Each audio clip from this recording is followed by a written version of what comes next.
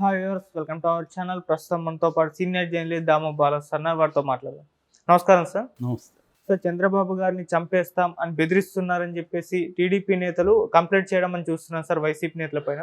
అసలు ఎవరు చంపేస్తామన్నారు, ఎందుకు అని అన్నారు, అసలు ఏం జరిగింది సార్? దీనిపై మీ ఒపీనియన్? నిన్న చంద్రబాబుని చంపేస్తామని వైసీపీ నాయకులు బెదిరిస్తున్నారు కాబట్టి వాళ్ళ మీద చర్య తీసుకోవాలి అని చిత్తూరు జిల్లా ఎస్పీని కలిసి టీడీపీ నాయకులు కంప్లైంట్ ఇచ్చారు. దీని మీద రాష్ట్ర వ్యాప్తంగా కూడా తెలుగుదేశం మీడియాలో అనేక మంది టీడీపీ నాయకులు గట్టిగా ఖండిస్తున్నారు.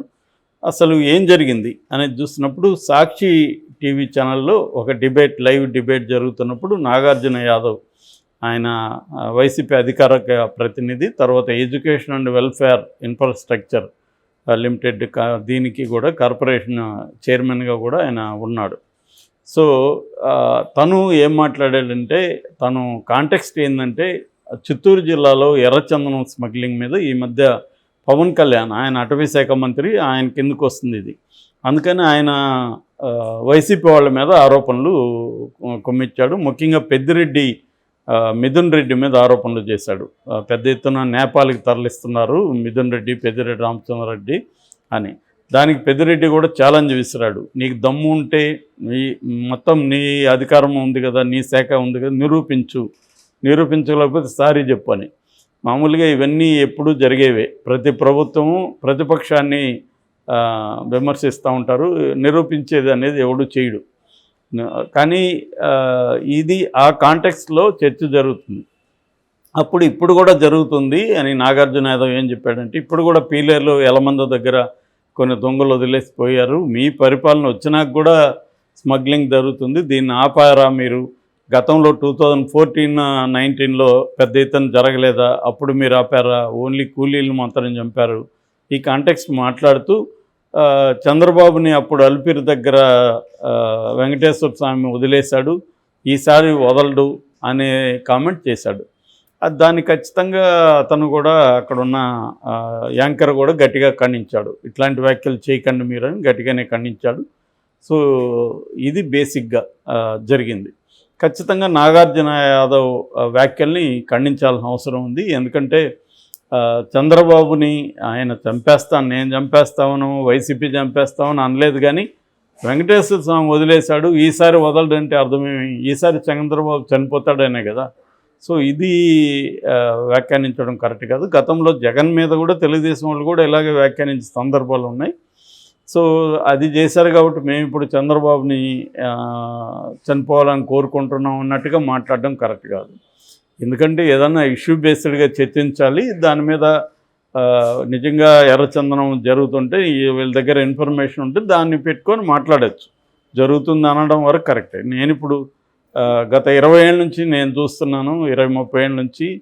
నేను 96లో జైల్లో ఉన్నప్పుడు నా సెల్మేట్ ఎర్రచందనం కేసులో ఉన్నాడు, తమిళతను. అతను ఏంటంటే ఎర్రచందనాన్ని మోసుకెళ్ళి అప్పగిస్తే మధ్యలో ఉంటాడు, కొట్టుతారుగా, ఒక దగ్గర కొడతారు, ఈ దొంగల్ని తీసుకెళ్ళి వేరే దగ్గర ఇవ్వాలి.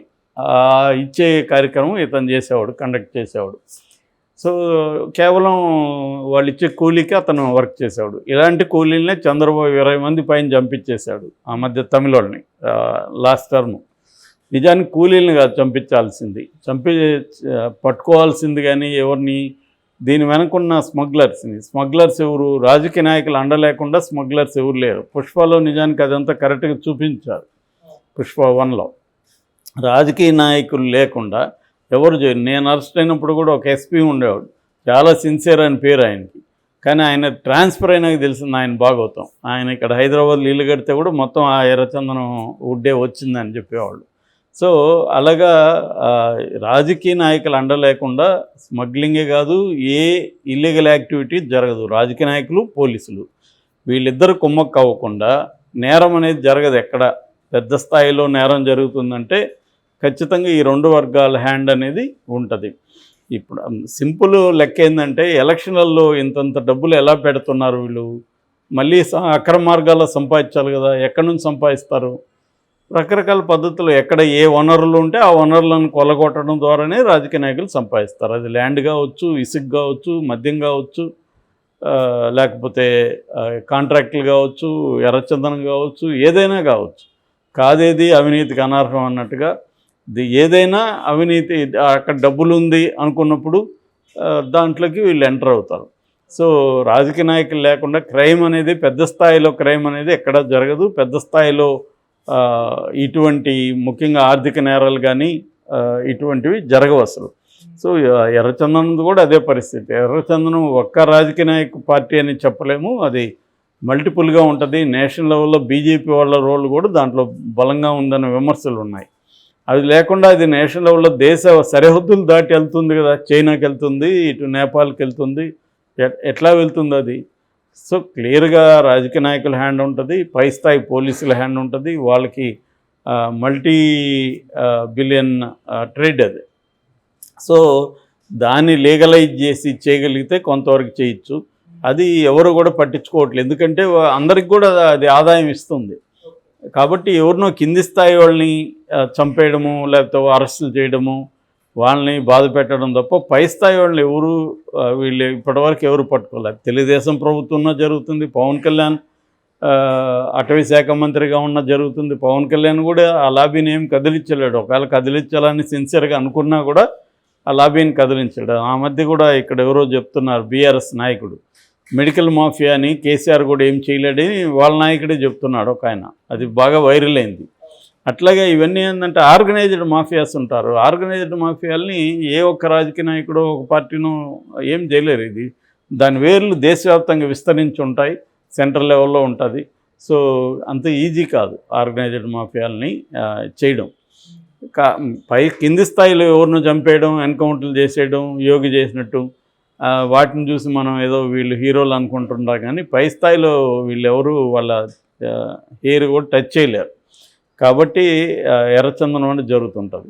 అయితే ఈ కాంటెక్స్లో నాగార్జున యాదవ్ మాట్లాడి అవన్నీ మాట్లాడచ్చు. మా ప్రభుత్వంలో జరగలేదని అతను చెప్పుకున్నాడు, ఈ ప్రభుత్వంలో జరుగుతుందని చెప్పుకున్నాడు, ఇవన్నీ ఓకే. ఒక రాజకీయ నాయకుడిగా ఎవరైనా అదే మాట్లాడదు. కానీ చంద్రబాబుని అలిపిరిలో వెంకటేశ్వర స్వామి వదిలేశాడు, ఇప్పుడు వదలడు అంటే నిజానికి చంద్రబాబు మీద అటాక్ చేసినప్పుడు ఎవరు? నక్సలైట్లు.